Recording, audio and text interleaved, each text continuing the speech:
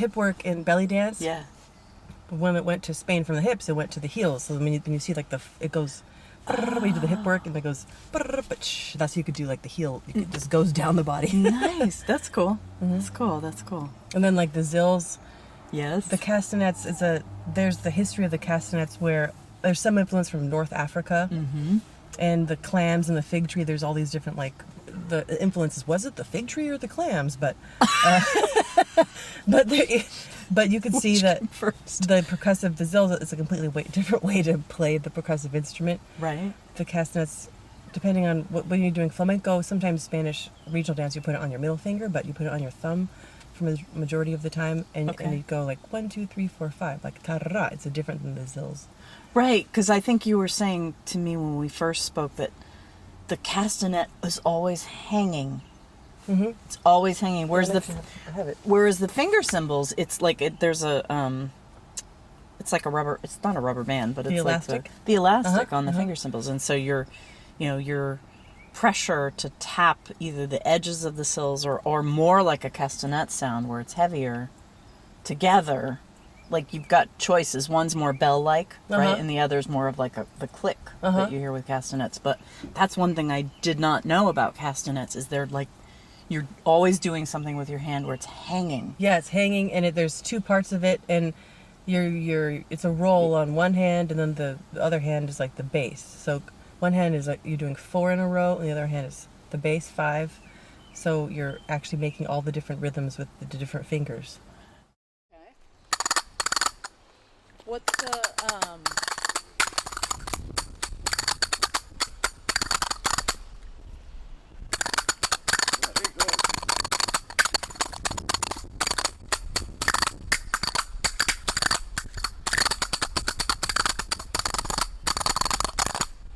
Oh, that's so awesome. So it's Listen to this next Agile Vocalist episode. Agile Vocalist is a podcast and blog about sound and the performing arts with a California connection. Ms. Tachíria CarOlé Acuña Flamenco is a 5th-generation flamenco and Spanish dancer. She's been named Top Flamenco Dancer in America by So You Think You Can Dance judges.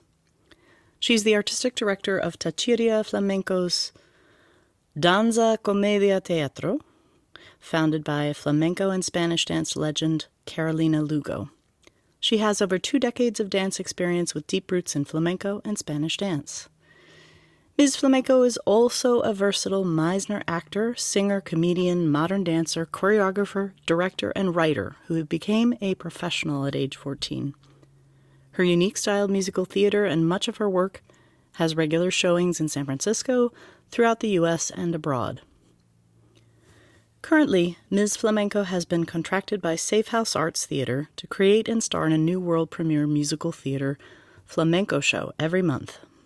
She's also creating a one-woman show that will premiere in fall 2024, and she's finishing her master's in theater and dance from San Francisco State University. For full bio and more information, her website is in the show notes. Welcome, listeners, to our July episode. We are ringing in a little bit of a tardy summer solstice. I hope you will keep listening. We will be off for the rest of July and August, and hopefully back in September, our normal annual pause. I hope you enjoy this recorded in a car episode with Tachíria, and take it away. Hello. Hello. Thank you to Tachíria. Tachíria, yes. Tachíria with a little Like a cha-cha-cha, como. it's like a cha-cha-cha, but it's like something like right. Tachíria, sí. It's almost like you're eating a saltine and it's like right in the teeth. Yeah, with a T? Yeah, it's like the tongue is on the Tachíria. Yeah, that's right. You're right. And it's sort of delicate too, right? Tachíria. Yes, that is. Yeah. Tachíria. Yeah, That's like. kind of Italian, though, right? Yeah. So I just did Italian. Do Spanish for me. Well, Tachíria it's Tachíria, but Tachíria is indigenous. It's Yaqui. It means light, like the light that we share. And CarOlé. CarOlé. Okay, CarOlé. Like como ole, CarOlé. Right. That's what I noticed. It's beautiful. Okay, so Yaqui. Tell me about Yaqui. Let's start there. So I'm part Yaqui, indigenous, because like the tribe is part in Mexico and Arizona and Sonora, Mexico and Arizona. Okay. So some of our family has roots in that, so it's honoring some of our family roots. Uh-huh. And then CarOlé, it's not a common name either. And it's not even a common Spanish. It's like Carolina or Carola. My mom was Carolina. Okay. So people would be like, Carolina, which one's which? Okay, CarOlé, como ole. So then, because I have the E at the end with the accent. So I'm either Tachíria or CarOlé. So. Okay. And then flamenco is, so which do you say is your surname? Well, I legally changed my name to Flamenco, being my surname. Oh, okay. So I did legally change my name during COVID lockdown. I was like, hey, I've got time, might as well. Yeah.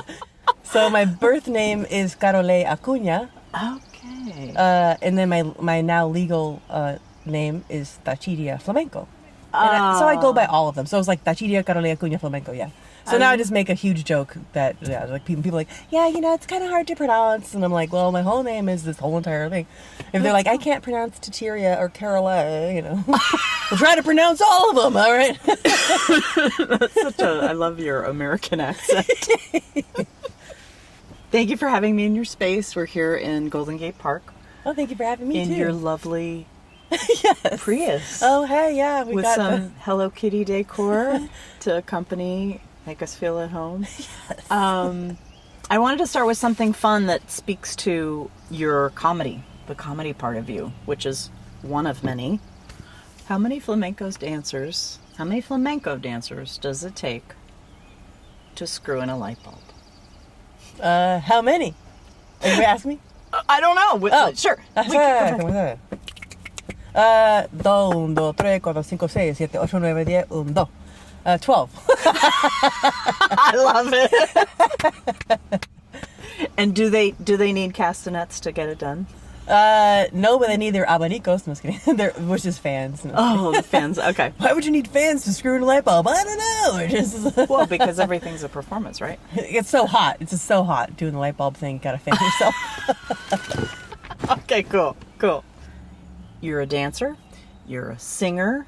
You're a comedian. You're an actor. An actor, of course. Hello. It's okay. Which of those things is most forward for you right now? You're doing all of them, but what's like your current projects, things that you have coming up? I'm working on my one-person show. I'm doing a new world premiere show every month with a different artist that represents a different side of myself. Mm-hmm. So we've had singers, actors, comedians, dancers, and the one-person show does incorporate all of that, and it is about my life, me being fifth-generation flamenco dancer in my family. So, Gitano, right? Yeah, Gitano. So I'm part Gitana. So, wow, that was from the tree above. Thank you, tree. Wow, I feel like Mother Nature just... We are singing with the heavens here. That was my mom. That's my mom. Oh, was that your mom? I was going to say, I'm happy to take a moment for her. Oh. Just because... Yeah. I know she's recently gone, and she's such a big part of your... I just got that she was, such a big part of all of this, of what you do for your art. Maybe that was your mom. So yeah, so it is sad, but I've been missing her a lot lately. So, but anyway, yeah, okay. Well, she gave us a good slap on the good slap on the okay. On the and hello. That was anyway. The way that sound reverberated too. It was like, boom. So I guess the focus would be, if I were to put it in order. Yeah. Because if you say like you're a musical theater artist, so like people are like, oh, okay, you do musical theater. But if you differentiate, dancer, singer, actor, comedian, there's some comedy and musical theater too. Then there's anyway. So, but I do musical theater, but I am specific to what I'm doing it with, and it's also so much of the roots are in flamenco because that's where I come from. Yeah. So it's that focus. Of course, I do other things, but the flamenco is usually the focus. The focus, okay. And then with acting, because it's a one-person show, I'm talking about my life, so I'm being these different characters, and I do sing in it, and I do tell some jokes, so it's like a mixture of all of it. And I have regular flamenco shows and Spanish dance, which includes Spanish classical, Spanish regional, and Spanish contemporary dance. So I do that, and I like to educate people on what Spanish dance is, especially here in America where they think it's salsa, which is not the same thing at all. Oh my gosh. Can you say more about the differences between those three? I mean, again, it's hard because we're not able to watch, but... So Spanish dance, the long story short, is it started in the courts of Spain around the same time that ballet was happening. Oh, okay. So in Italy, Spanish classical dance is very similar to ballet. If you look at it, it's like, oh, it looks like ballet, but with the Spanish flair. It's like, but if you look at it, it's very similar to ballet. We'll have the fan, we'll have the castanets, we'll point our toes. Sometimes we'll have a little bit of light percussive footwork. Our posture is a little bit different. It's more upright. Okay. And our arms, there's a little bit difference, but you have to be thoroughly trained in ballet. Spanish dance is just a type very similar to ballet, just so close. And then Spanish regional dance are like similar regional dances that you would see like in Russia, or if people are familiar with regional dance. Different regions of Spain have their very regional type dances, different clothing. And then the Spanish contemporary dance is similar to like American contemporary dance, but it has the influences just being in Spain with some of the people that have observed flamenco or the other types of Spanish culture or things that happen in putting that into the contemporary dance, like contemporary art. I see. So influenced, so modern dance, but with those very specific influences folded in.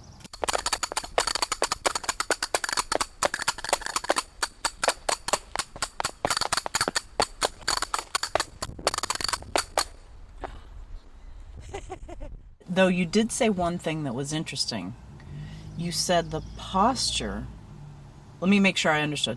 The posture of Spanish dance is more upright than ballet? Did I Yes, the hear rib that? cage, because Okay. ballet, the rib cage is in a little bit more, and in Spanish dance, the rib cage is up, and your shoulder blades go back down. They go down your back together more. No kidding. So the way that and then also our hands, instead of it being in front of our forehead where you can look at them, it's literally right in the tip top right on the of your crown of your head. Yeah.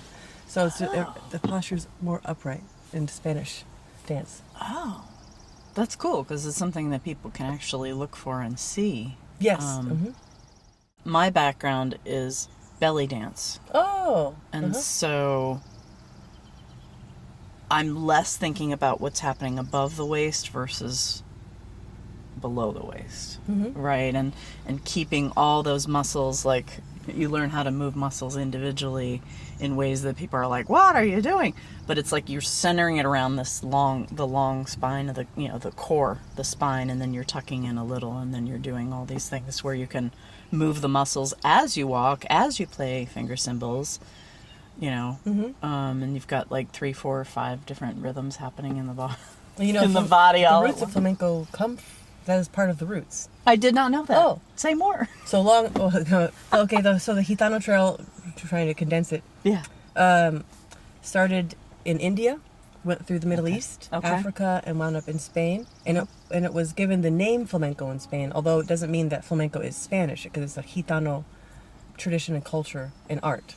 So it has the influence of all of that in it. Oh, nice. So a lot of belly dancers like to learn some flamenco things to put it in their because they learn about the Gitano trail. It's like, oh, and you can see it because the hip work in belly dance. Yeah. When it went to Spain from the hips, it went to the heels. So when you see like it goes. When you do the hip work and it goes, that's how you could do like the heel. It just goes down the body. Nice. That's cool. That's cool. That's cool. And then like the zills. Yes. The castanets there's the history of the castanets where there's some influence from North Africa, and the clams and the fig tree. There's all these different the influences. Was it the fig tree or the clams? But but you could see that the zills is a completely different way to play the percussive instrument. Right. The castanets, depending on when you're doing flamenco, sometimes Spanish regional dance, you put it on your middle finger, but you put it on your thumb for the majority of the time, and you go like 1, 2, 3, 4, 5, like tarara. It's different than the zills. Right, because I think you were saying to me when we first spoke that the castanet is always hanging. It's always hanging. Whereas the finger cymbals, it's like there's a it's like a rubber. It's not a rubber band, but it's like the elastic on the finger cymbals, and so your pressure to tap either the edges of the sills or more like a castanet sound where it's heavier together like you've got choices. One's more bell-like, Uh-huh. right? And the other's more of like the click that you hear with castanets. But that's one thing I did not know about castanets is they're like, you're always doing something with your hand where it's hanging. Yeah, it's hanging, and there's two parts of it, and it's a roll on one hand, and then the other hand is like the bass. So one hand is like you're doing 4 in a row, and the other hand is the bass 5. So you're actually making all the different rhythms with the different fingers. Oh, see, yeah, That's actually rolling, yeah. right. Oh, I didn't realize that's why it's okay. That translates why it sounds that way. Yeah. Okay. What's the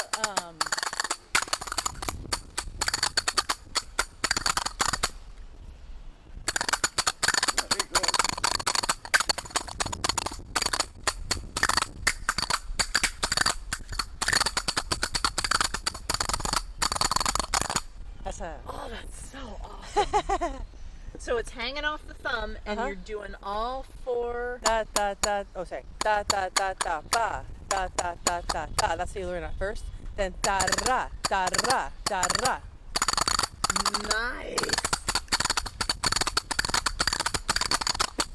What was it that made you start? Well, I guess you probably discovered at some young age that you liked acting and being other people, so to speak.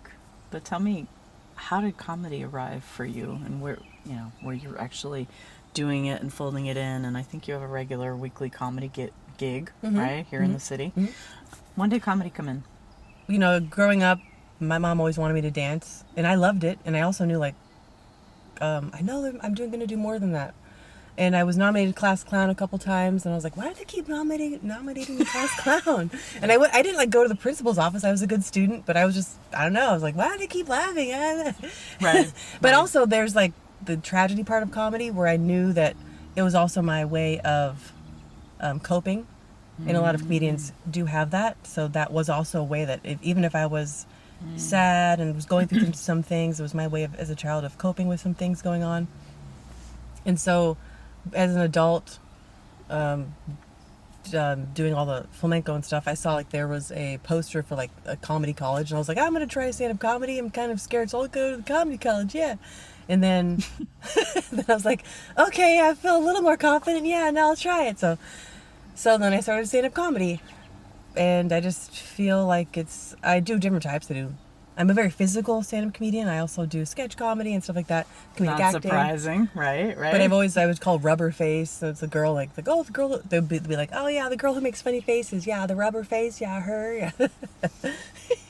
Why rubber face? Because I make like all these like I just have a really flexible, funny, and I would that's just something I've done. Okay. Yeah. Where do you practice? Where do I practice comedy? Yeah. Shower, mirror. Oh, like my faces? Yeah. I guess being growing up, I guess that was my way of. I would always do it, but I guess in the mirror I realized that I had access to my eyebrows. First I did one. I was really good with one side. Then I would call them eyebrow ups, and I would do the other side. Okay. Oh. Then I was like, the Elvis lip, and I was like, well, if I could do it on this side, I could do it on that side. So then I was just like, oh, cool. Oh. And then I don't know. Then I would just become these characters, big, huge characters, and I know it was funny, but sometimes it was a way to deflect how I was really feeling. Oh. So later on, as an adult, I put myself through therapy, which is good, to get healthy with. Now I'm able to access that and do it in a healthy way than like just deflect all the time. And even you talk to a lot of comedians, we have similar stories with that, where it's like, okay, we're aware that it's a coping mechanism, but now we're an adult, we're able to access it and celebrate that, and that it's a very healing.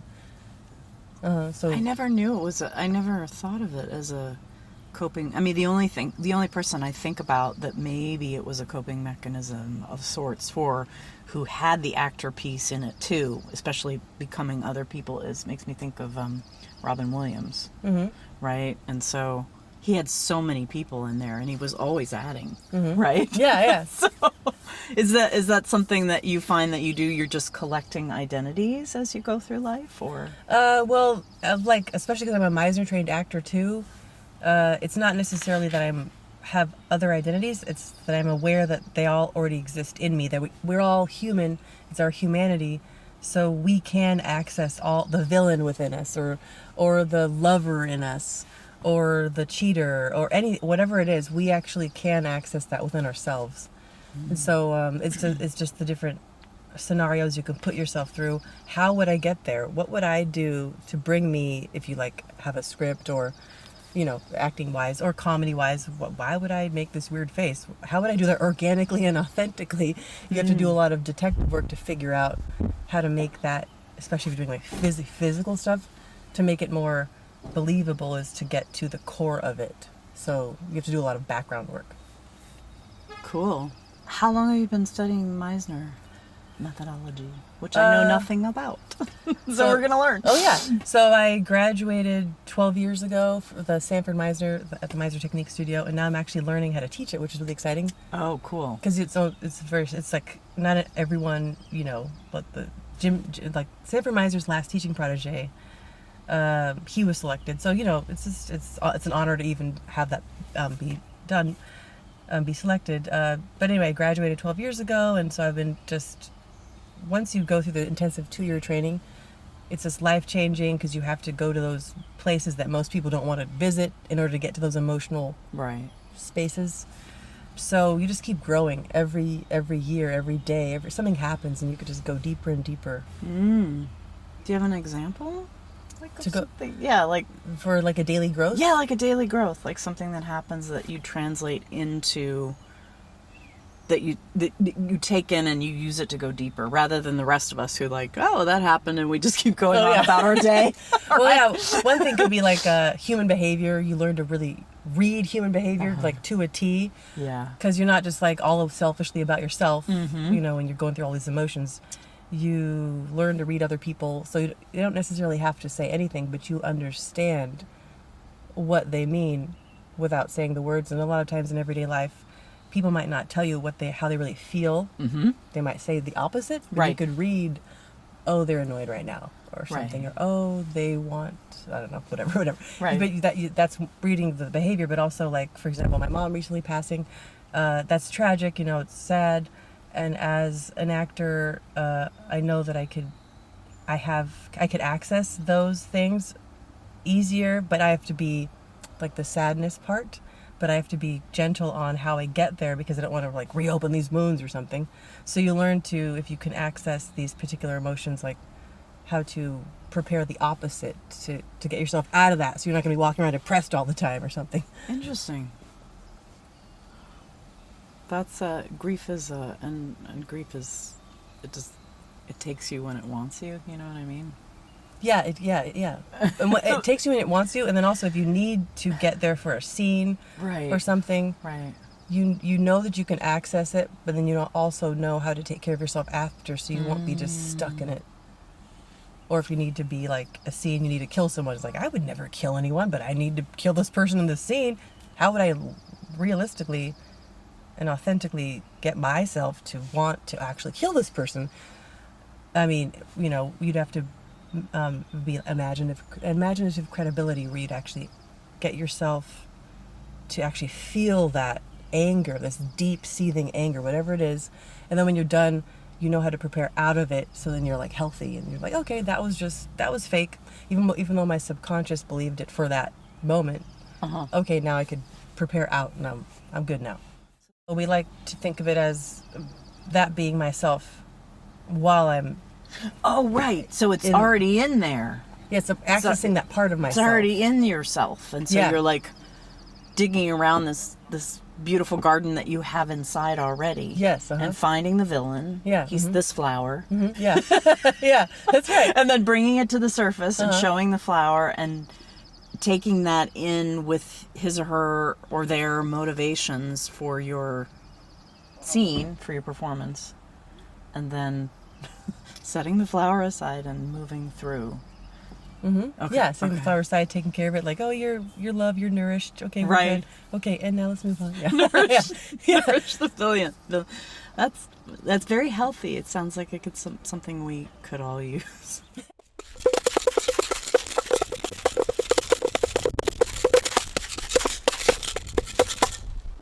salsa. Nice.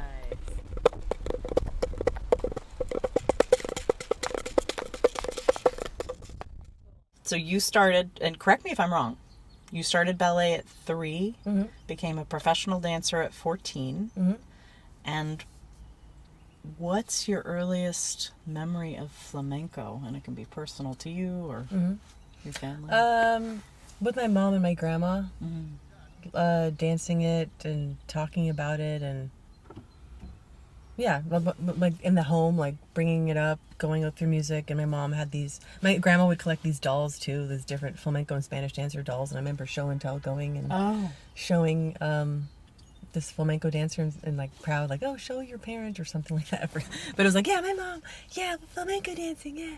And just being a little girl and not fully comprehending it, but somehow knowing that it's somehow important to my mom and my grandma and my great grandma and this passing on thing.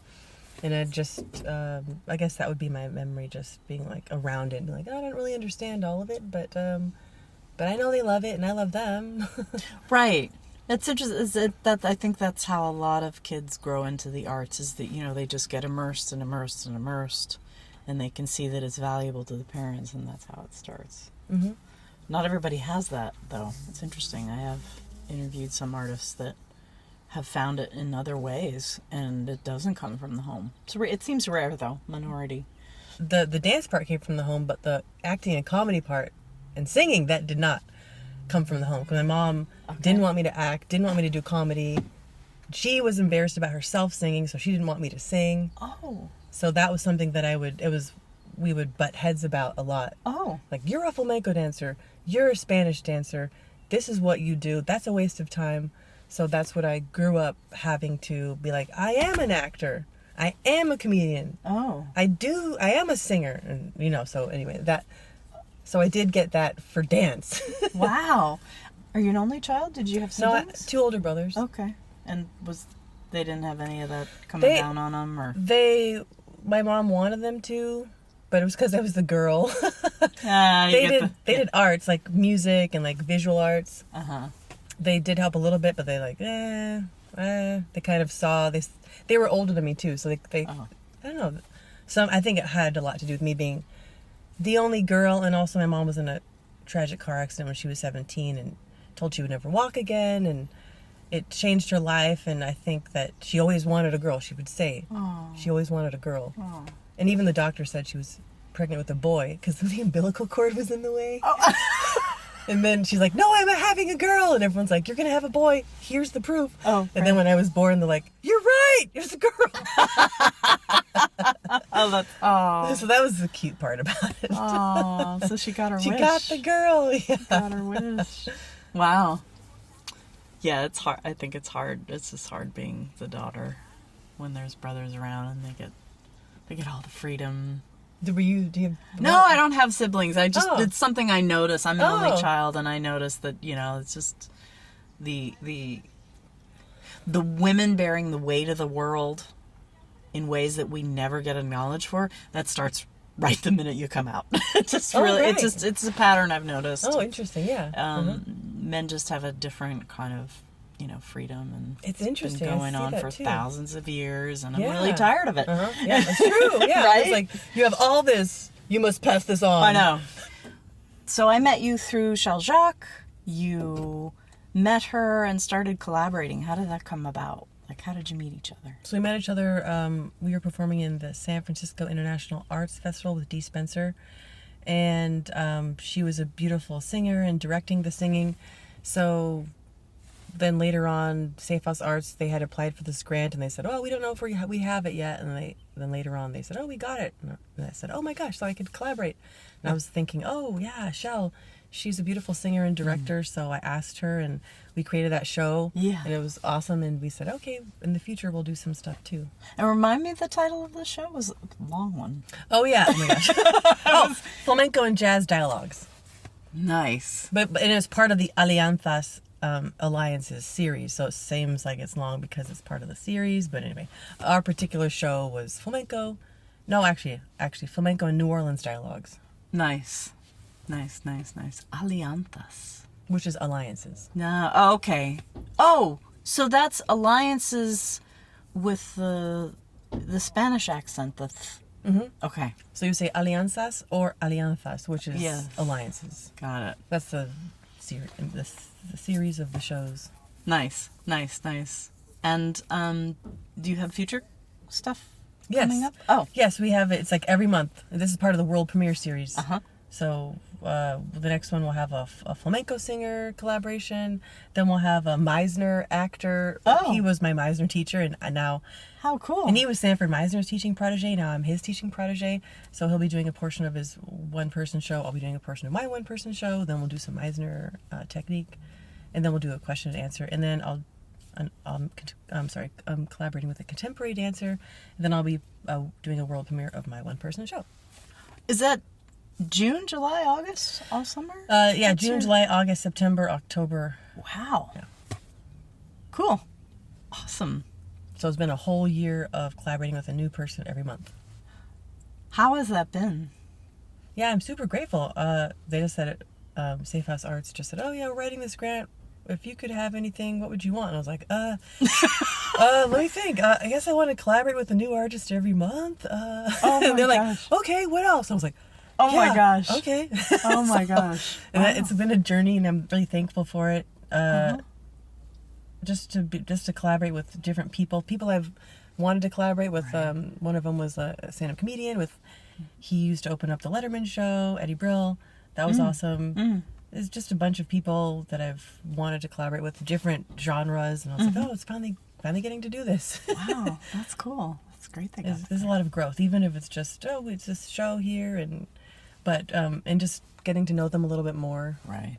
Right. And the show that you did with Shell, you brought comedy into it. I remember sitting there and watching that, and there was something that you did that was, you can correct me if I saw it wrong, but it was like dinosaur in flamenco shoes. Yes. You want to talk about that character that what the heck was I watching? Yes. It was so great. But it was just, I mean, who puts those two things together? Anyway. Yeah, thank you. Okay.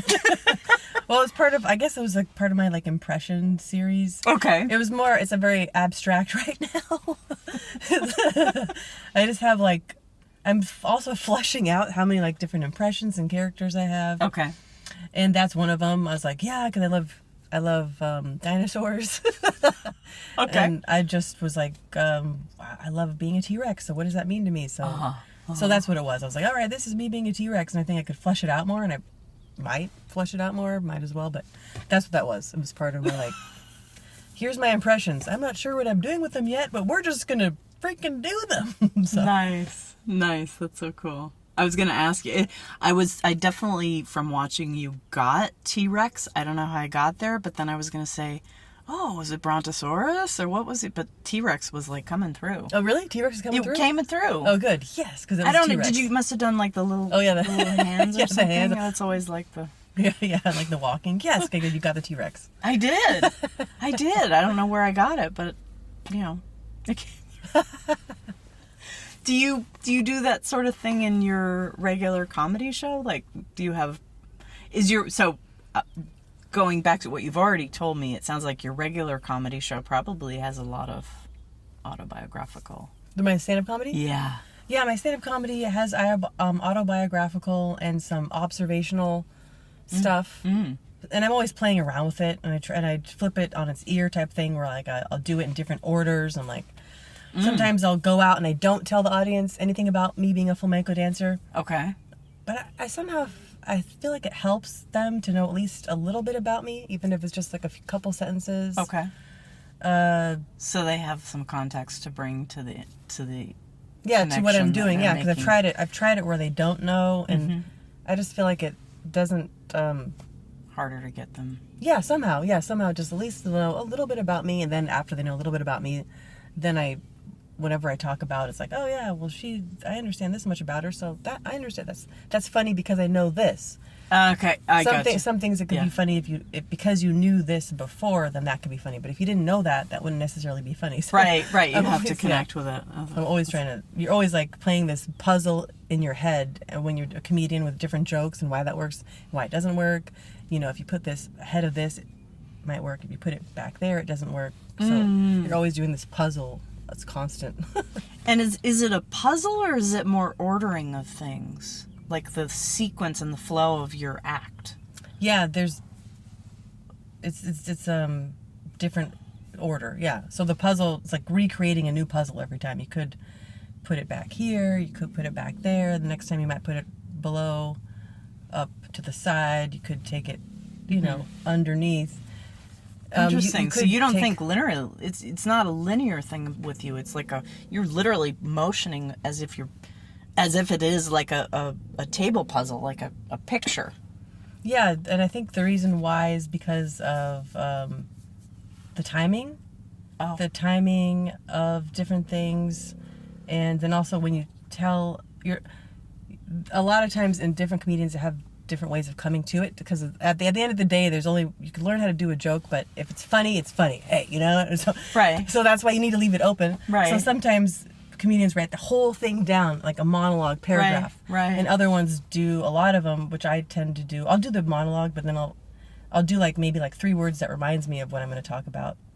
And then maybe I'll put this there next time. Oh, interesting. And then other ones do that too. They talk about, let me get like cue cards or little Post-it notes, and they change the order, and then they try to do this next time. And so, and then if you throw it away, nobody laughed. You might not, they might not have laughed, but if you have just put it there, then they'll laugh. And then you're like, oh, now I get it. That's interesting.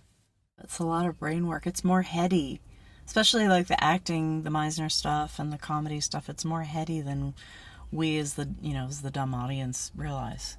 Yeah, and then the Meisner, it might seem heady at first, and then the whole huge point of it is it's from your gut. You do all that hard work.